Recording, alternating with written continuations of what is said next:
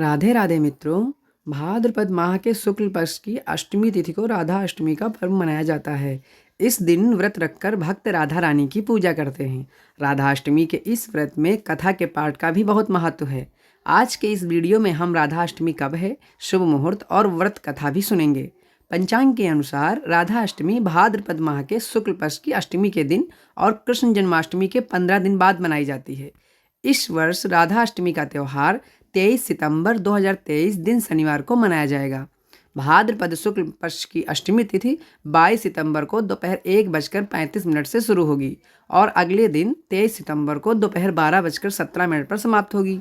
पूजा का समय रहेगा 23 सितंबर को 11:01 से 1:26 तक। इस शुभ समय में पूजा करने से साधक की सभी मनोकामनाएं पूरी होती हैं और उसके जीवन में सुख समृद्धि आती है। आइए राधा अष्टमी की व्रत कथा सुनते हैं।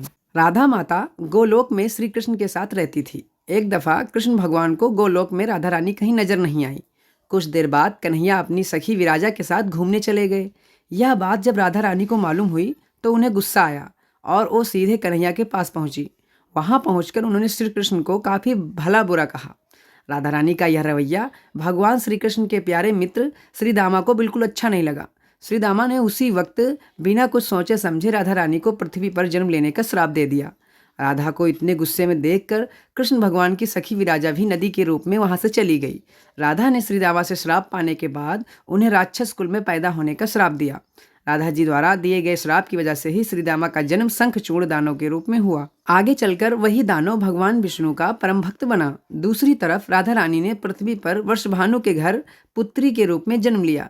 राधा रानी का जन्म वर्षभानु जी के घर तो हुआ, लेकिन उनकी पत्नी देवी कीर्ति के गर्भ से नहीं। दरअसल जिस समय राधा मैया और श्री दामा ने एक दूसरे को श्राप दिया था, तभी भगवान श्री कृष्ण ने कहा था कि राधा आपको वर्षभानु जी और देवी कीर्ति की पुत्री बनकर पृथ्वी पर रहना होगा।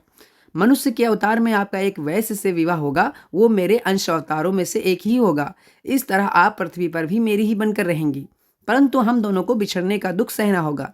इसके बाद कृष्ण भगवान ने राधा जी को मनुष्य योनि के रूप में जन्म लेने की तैयारी करने के लिए कहा। संसार के सामने वर्षभानु जी की पत्नी गर्भवती हुई।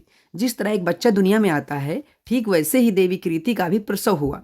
लेकिन असल में राधा माता का जन्म देवी कीर्ति के गर्भ से नहीं हुआ था।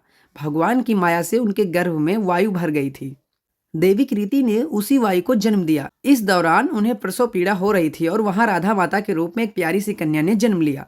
भाद्रपद मास के शुक्ल पक्ष की अष्टमी के दिन राधा मैया का धरती पर जन्म हुआ था।